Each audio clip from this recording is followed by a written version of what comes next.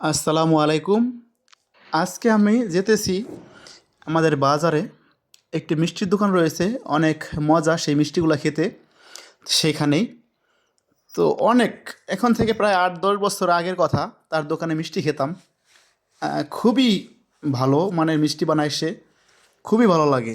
এবং আমাদের ওইদিকে খুব সুখ্যাতি রয়েছে তার মিষ্টির। তো সেজন্যই আজকে বাড়ি থেকে রওনা হলাম মিষ্টি খাওয়ার জন্য।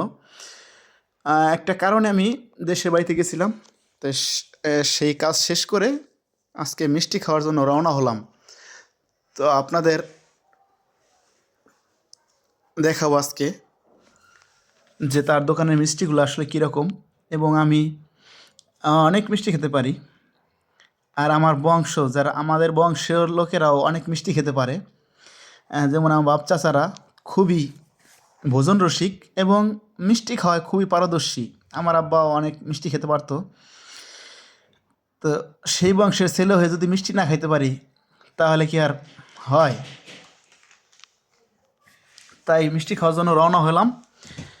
পথের মধ্যে দেখুন, রোডের ভিতরে সরকারি রাস্তা, অথচ তারা এই খ্যার খ্যার কুটা বিভিন্ন জিনিস রোদ দিয়ে রাখে ওই জায়গায়।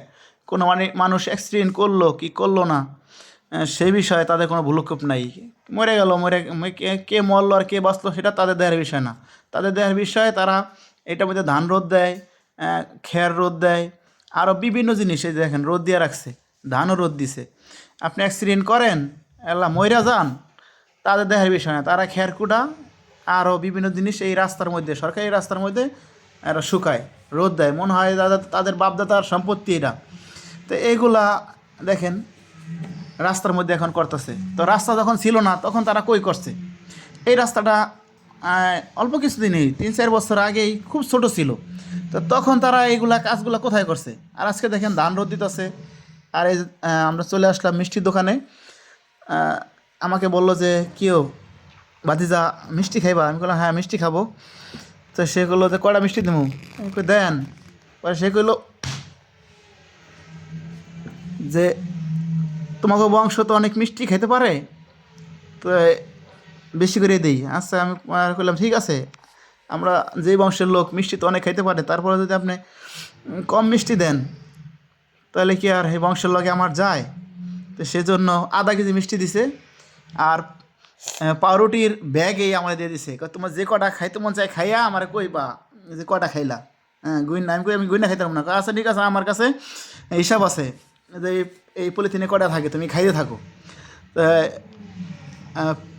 আমাদের দেশে এটা প্রচলন রয়েছে। এই কাকার দোকানে যারা আসে মিষ্টি খায়, প্রথমে খায় তারপরে নেয়। খুবই সুস্বাদু মিষ্টি এবং পাউরুটি দিয়া মিষ্টি খাওয়ার একটা প্রচলন রয়েছে আমাদের এলাকায়, অথবা পরোটা দিয়েও খায়। খুবই চমৎকার সুস্বাদু ছিল এই মিষ্টি এবং গরম গরম মিষ্টি। গরম কড়াই চুলা থেকে নামানোর পরেই এই মিষ্টিটা খেলাম প্রথম। এর আগে অনেক মিষ্টি খেয়েছি, জিলাপি খেয়েছি গরম, কিন্তু মিষ্টি গরম খাই নাই। এই প্রথম গরম মিষ্টি খেলাম, অনেক ভালো লাগতেছিল।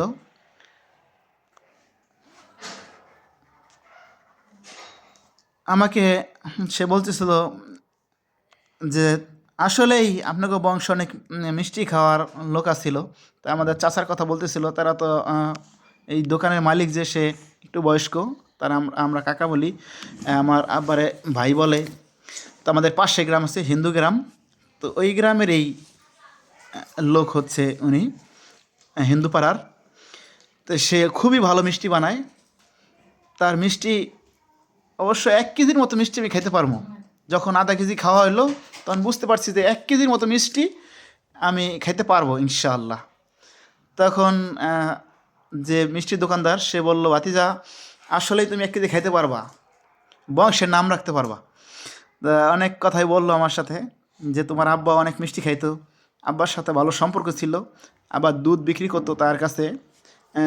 আমরা ছোটোর সময় যখন দেখছিলাম তার দোকানটা ছিল রায়পুর বাজারে, মানে আমাদের গ্রামের একটা বাজার।